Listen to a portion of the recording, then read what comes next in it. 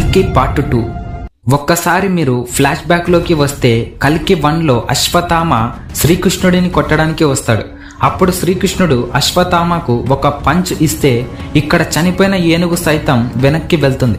అప్పుడు శ్రీకృష్ణుడు ఇలా అంటాడు, కలియుగం వస్తుంది, కలి వస్తున్నాడు, ఆ ధర్మం పెరిగిపోయి ప్రపంచమంతా చీకటి అయిపోయినప్పుడు నేను ఇంకో అవతారం ఎత్తాలి. ఆ యుగంలో కలి ఎంత శక్తివంతుడంటే నా పుట్టుకను కూడా ఆపగలడు. కాబట్టి నువ్వు నా గర్భగుడికి కాపలాగా ఉండాలని అశ్వత్థామతో అంటాడు. ఈ డైలాగుకి అర్థం ఏంటి అంటే, ఈ భూమి మీద ఉన్న ప్రజలు ధర్మం అంటే ఏంటో మరిచిపోయి తమ స్వార్థం కోసం, తమ సుఖాల కోసం, డబ్బుతో, అధికారంతో ఒక మనిషిపై ఈజీగా అఘాయిత్యం చేయడం, ఇక స్త్రీలను అయితే లెక్క చేయకుండా బలవంతంగా వ్యభిచారం చేయించడం, మంచి, చెడు, జాలి, న్యాయం వంటివి అన్నీ ప్రజల్లో తుడుచుకొని పోయి అధర్మమంతా పెరిగిపోతుంది. ఎవరితో అయితే డబ్బు ఉంటుందో వాడిదే పై చేయిగా ఉంటుంది. అంటే కలియుగంలో డబ్బు అనేది యూనిట్లో కొలుస్తారు. ఇలాంటి కలియుగంలోనే కలి పుడతాడు. ఆ కలి ప్రపంచాన్ని మొత్తం ఏలుతూ ఉంటాడు.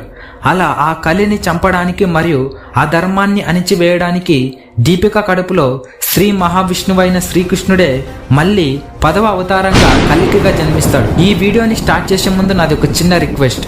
ఈ వీడియోని మీరు కేవలం చూసి వెళ్ళిపోతే ఎలాంటి ప్రయోజనం ఉండదు. కాబట్టి ఈ వీడియో మరికొందరికి రీచ్ అవ్వాలంటే మీరు తప్పకుండా లైక్ చేయాలి అండ్ కామెంట్ చేయాలి కూడా. ఈ వీడియోకి నేను ఇచ్చే టార్గెట్ 100K లైక్స్.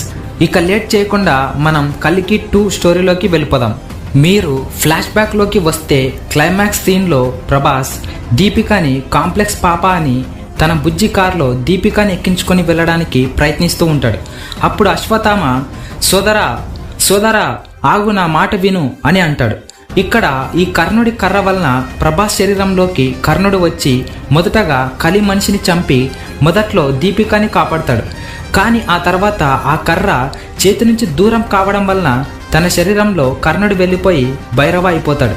అప్పుడు బుజ్జి ఇలా అంటుంది, ఆ బటన్ నొక్కితే ఎక్కడికి వెళ్తామో మనకే తెలియదు అంటుంది. అప్పుడు భైరవ ఆ బటన్ నొక్కుతాడు. అలా నొక్కినప్పుడు అశ్వత్థామ నుండి ఆ బుజ్జి కారు తప్పించుకొని పోతుంది. అప్పుడు ఆ కార్ ఒడిశాలో ఉన్న కోనర్ ఆలయం దగ్గర వెళ్ళి ఆగుతుంది. ఆ ఆలయం కింద ఏదో మెరుస్తున్నట్లు కనబడుతుంది. అప్పుడు భైరవ అక్కడికి వెళ్ళి చూస్తాడు. అది చాలా మెరుస్తూ ఉంటుంది. వాటిని భైరవ తాకుతాడు. అప్పుడు అతని చేతికి, తన ఎదకి కవచ కుండలాలు అతుక్కుంటాయి. ఆ కవచ కుండలాలు ఎవరివో కాదు, మహాభారతంలో మర్చిపోలేని మహావీరుడైన కర్ణుడివి. అలా ఆ కవచ కుండలాలు భైరవకి అతుక్కున్నప్పుడు అతడు చాలా భయపడతాడు. ఆ కవచ కుండలాలు తొలగించాలని చాలా ట్రై చేస్తాడు. కానీ తన వల్ల కాదు. దాంతో భైరవ ఏం చేయలేక ఆ కవచ కుండలాలు అలాగే తన శరీరంపై ఉంచుకుంటాడు. అశ్వత్థామ భైరవని వెతుక్కుంటూ వస్తాడు. అలా అశ్వత్థామ వస్తూ కర్ణుడి యొక్క కర్రని తనతో పాటు తీసుకొని వస్తాడు. అక్కడికి అశ్వత్థామ వచ్చేలోపే కలి కూడా వచ్చి ఉంటాడు. అప్పుడు అశ్వత్థామ వచ్చి కలితో ఫైట్ చేస్తూ ఉంటాడు. ఇక్కడ కలితో అర్జునుడి యొక్క గాంధీవం ఉండటం వలన అశ్వత్థామ తట్టుకోలేకపోతాడు. ఇక్కడ కలికి ఇంత పవర్స్ రావడానికి రీజన్ ఉంది. అదేమిటంటే కలి శరీరంలో దీపిక ప్రెగ్నెన్సీ యొక్క సిరం ఇంజెక్ట్ చేయబడి ఉంటుంది. అందువలన కలి ముసలివాడి నుంచి యవనంలోకి మారుతాడు. అది కూడా కేవలం 1 డ్రాప్ సిరంతోనే. అందువలన కలి అర్జునుడి యొక్క గాంధీవం పట్టుకున్న అతడికి ఏమీ కాలేదు. ఇక్కడ కలికి అశ్వత్థామకి ఫైట్ జరుగుతూ ఉంటే భైరవ చూస్తూ ఉంటాడు. అప్పుడు భైరవ కలితో ఇలా అంటాడు, సార్, మీ దగ్గరికే ఈ అమ్మాయిని తీసుకొని వద్దామని అనుకున్నాను. అంతలోపు మీరే వచ్చారని ఈ అమ్మాయిని తీసుకోండి అని చెప్తాడు. అప్పుడు అశ్వత్థామ ఆ అమ్మాయిని కాపాడటానికి వస్తాడు. అప్పుడు కలి అర్జునుడి యొక్క గాంధీవంతో ఒక పవర్ఫుల్ బాణం వదులుతాడు. ఆ బాణం ఒక వలలాగా మారిపోయి అశ్వత్థామని ఆ వలలో బంధిస్తాడు. అప్పుడు అశ్వత్థామ ఏం చేయలేక ఆ వలలోనే ఉండిపోతాడు. అప్పుడు ఆ కలి ఆ అమ్మాయిని ఎత్తుకొని పోతూ ఉన్నప్పుడు సోదరా ఆ అమ్మాయిని కాపాడు అని భైరవతో అంటాడు. అప్పుడు భైరవ శరీరంపై ఉన్న కవచాన్ని చూసి అశ్వత్థామ ఆశ్చర్యపోతాడు. ఇవి నా సోదరుడి యొక్క కవచ కుండలాలని గమనించి అశ్వత్థామ తెచ్చుకున్న కర్ణుడి యొక్క కర్రని వలలో నుంచే భైరవ వైపు విసురుతాడు. అప్పుడు భైరవ ఆ కర్ర తగులుతుంది అనే ఉద్దేశంతో చేతిలో పట్టుకుంటాడు. అప్పుడు వెంటనే భైరవ శరీరంలోకి కర్ణుడు ఆవాహిస్తాడు. అప్పుడు దీపికని ఎత్తుకొని వెళ్తున్న కలిపై ఆ కర్రతో దాడి చేస్తాడు. అప్పుడు మళ్ళీ కలి తిరిగి యుద్ధం చేయడానికి వస్తాడు.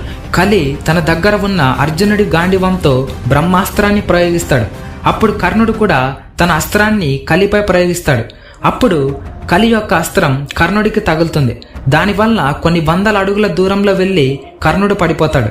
అప్పుడు కర్ణుడు ఆ కలి యొక్క చేతిలో ఉన్న గాండివాన్ని చూసి అర్జునుడిని కురుక్షేత్ర యుద్ధంలో జరిగిన దానిని గుర్తుకు తెచ్చుకుంటాడు. అప్పుడు కర్ణుడు అర్థం చేసుకుంటాడు అర్జునుడి యొక్క పవర్స్ అన్నీ కలిలో ఉన్నాయి అని. అప్పుడు కర్ణుడు అశ్వత్థామని ఆ వలలో నుంచి కాపాడతాడు. అలా ఇద్దరు కలిసి కలితో భారీగా భూకంపం వచ్చేలా యుద్ధం చేస్తూ ఉంటారు.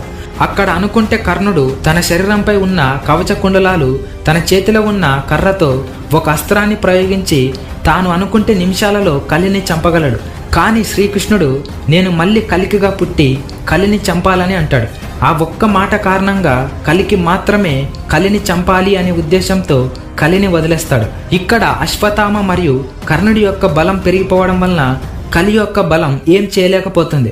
అప్పుడు కలి నన్ను చంపేస్తారు అనే భయంతో అక్కడి నుంచి పారిపోతాడు. ఇక అశ్వత్థామ కర్ణుడు కలిసి దీపికను నిజమైన శంబాల నగరానికి తీసుకుని వెళ్తారు. ఇంతకుముందు సినిమాలో చూపించిన శంబాల నగరం అది ఫేక్ అయ్యే ఛాన్స్ ఉండవచ్చు. ఎందుకంటే అక్కడ మొత్తం శంబాల నగరం అంతరించిపోయి ఉంది. దాంతో ఇంకో నిజమైన శంబాల నగరం ఉంటుంది.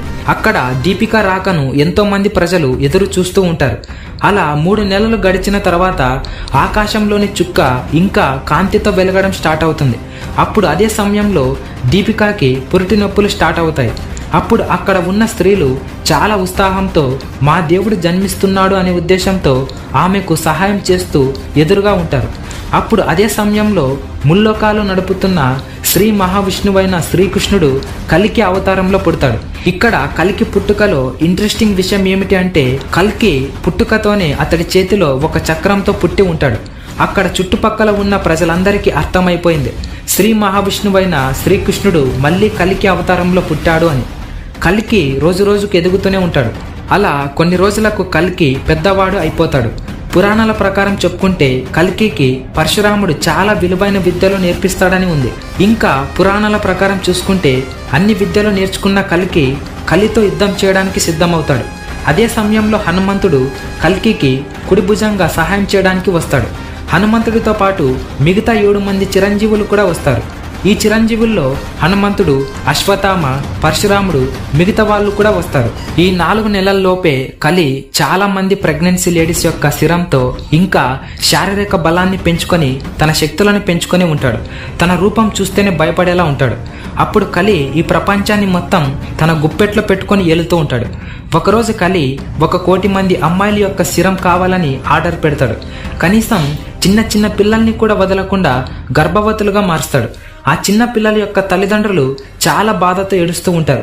ఎందుకంటే ఆ చిన్న పిల్లల్ని బలవంతంగా వ్యభిచారంలోకి పంపించి శృంగారం చేపించి గర్భవతులుగా మారుస్తాడు. ఇలా ఆ కలి చేసే అన్యాయాన్ని అధర్మాలను చూస్తూ ప్రజలందరూ ఏడుస్తూ ఉంటారు. నిజంగా దేవుడు ఉంటే ఇప్పటికే వచ్చి ఉండేవాడు. ఇంత దారుణం జరుగుతున్నా ఏ దేవుడు రాలేదంటే నిజానికి దేవుడు లేడన్నమాట అని ఒక వ్యక్తి అంటాడు. అప్పుడు బీభత్సంగా గుర్రాల శబ్దంతో కల్కి ఎంట్రీ ఇస్తాడు. కల్కితో పాటు హనుమంతుడు, అశ్వత్థామ, కర్ణుడు, మిగతా చిరంజీవులు కూడా అక్కడికి వస్తారు. కలి మనుషులపై యుద్ధం చేయడం ప్రారంభిస్తారు. ఇంకా అప్పటికి కలి కాంప్లెక్స్ లోనే ఉండి ఉంటాడు. ఇక్కడ హనుమంతుడు, కర్ణుడు, అశ్వత్థామ చాలా బీభత్సంగా భూమి దద్దరించేలా యుద్ధం చేస్తూ ఉంటారు. అలా ఒక్కసారిగా కాంప్లెక్స్ దద్దరిల్లిపోవడంతో సుప్రీం అయిన కలి తన కళ్ళను తెరిచి తన దగ్గర ఉన్న అర్జునుడి యొక్క గాండివంతో బయటికి వస్తాడు. ఇక యుద్ధం మొదలవుతుంది. కల్కి యొక్క సైన్యం చాలా తక్కువగా ఉన్న కర్ణుడు, హనుమంతుడు, అశ్వత్థామ యొక్క బలాల వలన కల్కి యొక్క సైన్యం దాదాపు మొత్తం అంతమైపోతుంది. ఇక కలి అర్జునుడి యొక్క గాండివంతో కల్కి మీద బ్రహ్మాస్త్రాన్ని ప్రయోగిస్తాడు. అప్పుడు కర్ణుడు వచ్చి తన కర్రతో ఆ బ్రహ్మాస్త్రాన్ని అడ్డుకుంటాడు. ఇక కలికి చాలా భయంకరంగా యుద్ధం జరుగుతూ ఉంటుంది. ఆ యుద్ధం జరుగుతూ ఉంటే ముల్లోకాలు మొత్తం షేక్ అవుతూ ఉంటాయి. కల్కి ప్రయోగించే అస్త్రాలను సైతం కలి ఈజీగా తప్పించుకుంటాడు. ఇక ఫైనల్గా కల్కి తన చేతిలో ఉన్న విష్ణు చక్రాన్ని వదులుతాడు. ఆ చక్రం మొత్తం ముల్లోకాలు తిరిగి ఆ కలి యొక్క తలని వధిస్తుంది. అలా కలి యొక్క జీవితం ముగుస్తుంది. ఇక్కడ ఇంకొక ఇంట్రెస్టింగ్ విషయం ఏమిటంటే ఆ కలియుగంలో అధర్మాన్ని పాటిస్తున్న ప్రజలని చంపి ధర్మాన్ని పాటించిన మిగిలిన 65 కోట్ల మంది ప్రజలని సత్యయుగానికి తీసుకొని వెళ్తాడు. ఆ సత్యయుగంలో ఆ భూమిని యథావిధిగా గంగానది, పర్యావరణంలో చెట్లు, జంతువులు మళ్ళీ పుట్టేలా చూస్తాడు. ఇదంతా అయిపోయిన తర్వాత కలికి అవతారంలో ఉన్న శ్రీకృష్ణుడు ఇలా అంటాడు, ఈ 10వ అవతారంతో ఇక నేను పుట్టనని అస్సలు అనుకోకండి. ఎక్కడైతే అధర్మం జరుగుతుందో ఆ అధర్మాన్ని అణిచివేయడానికి మళ్ళీ పుడుతూనే ఉంటానని, ఈ విషయాన్ని ప్రతి ఒక్కరు గుర్తు పెట్టుకోవాలని చెప్తాడు. ఇలా చెప్పిన తర్వాత ఒక పెద్ద విగ్రహంలోనికి మారిపోతాడు. ఇలా కలి యొక్క కథ ముగుస్తుంది. ఈ వీడియో ఇంతే ఫ్రెండ్స్. ఈ వీడియోలో ఈ కథని కొంచెం పురాణాల నుంచి మరియు సొంతంగా ఊహించి చెప్పడం జరిగింది. ఈ వీడియో మరికొందరికి రీచ్ కావాలనుకుంటే మీరు తప్పకుండా ఒక లైక్ కొట్టేసి ఈ వీడియోని మీ ఫ్రెండ్స్ అండ్ ఫ్యామిలీకి షేర్ చేయండి. ఈ వీడియోకి నేను ఇచ్చే టార్గెట్ 100K లైక్స్. ఇలా లైక్ కొట్టడం ద్వారా మాకు కొంచెం మోటివేషన్గా ఉంటుంది. Thank you for watching. This is Naveen Kumar signing off.